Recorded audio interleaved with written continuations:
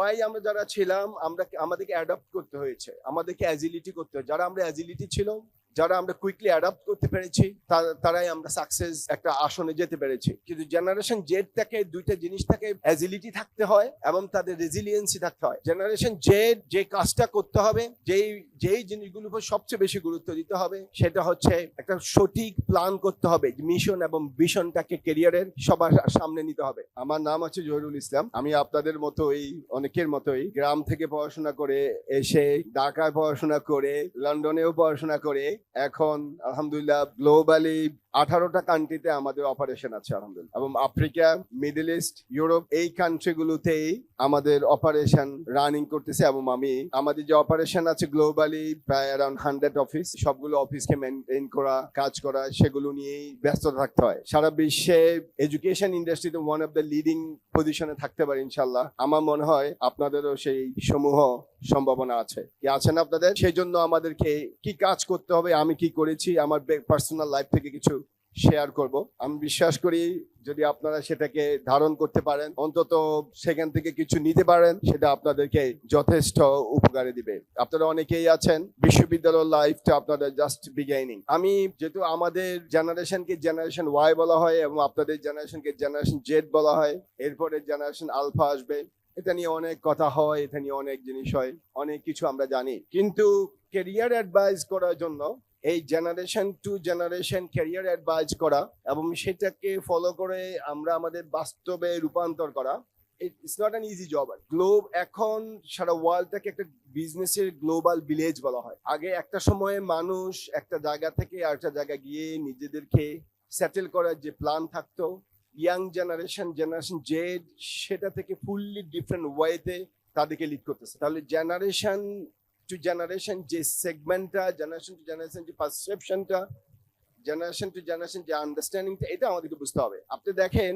একটা বিল্ডিং যখন করা হয়, সেই বিল্ডিংটার ক্যারিয়ার গাইডলাইনের জন্য আসলে দরকার হচ্ছে একটা শেয়ারিং এবং কেয়ারিং, মানে দুই পক্ষ থেকে কথা বলতে হয়। যেহেতু এখানে একটা বিগ হল, সেটা সম্ভব নয়, সেক্ষেত্রে আমি আমার কথাগুলো বলে যাব। দেখেন একটা বিল্ডিং, এই বিল্ডিংটা তৈরি করার জন্য একজন প্ল্যানার ছিলেন, আর একজন প্ল্যানারকে উপরে প্ল্যানিংটা দেখে এরপর হাজার হাজার লোক এই বিল্ডিংটা তৈরি করেছেন। এই বিল্ডিং এর প্রথম যে জিনিসটা তৈরি হয়েছে একটা বিল্ডিং এর, সেটা হচ্ছে ফাউন্ডেশন। কি আমি সত্যি বলেছি? প্রথম কি হয়? ফাউন্ডেশন দেওয়া হয়, তারপরে করা হয় কি পিলার করা হয়। আপনি দেখেন এই ফাউন্ডেশন এবং যে পিলারটা দেওয়া হয়, এটার উপরে একটা বিল্ডিং কত তলা করা হবে সেটা ডিপেন্ড করে। আমরা যখন ক্যারিয়ার আমাদের স্টার্ট করি, ইউনিভার্সিটি লেভেল স্টার্ট করি, আমাদের এই সময়টা অনেক ইম্পর্টেন্ট।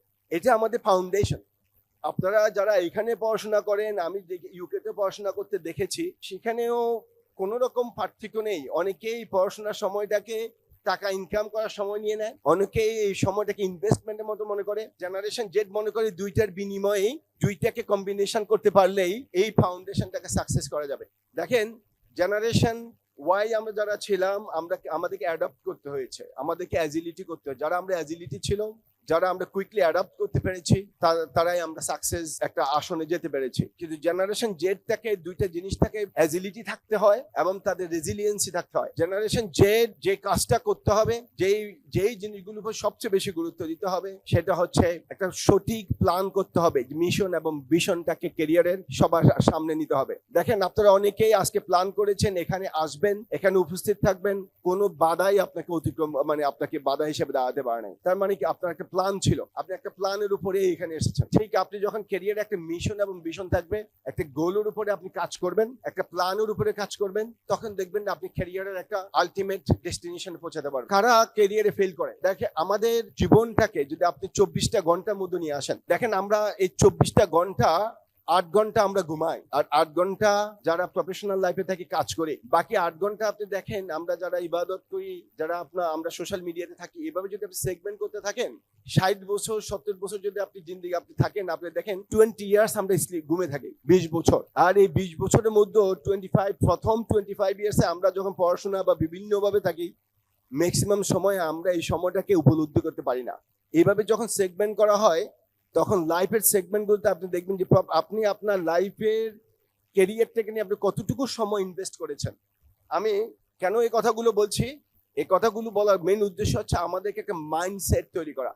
আমি যখন আমার ক্যারিয়ারে মাইন্ডসেট একটা তৈরি করতে পারবো, তখন আমি কিছু জিনিস আমার সামনে চলে আসবে।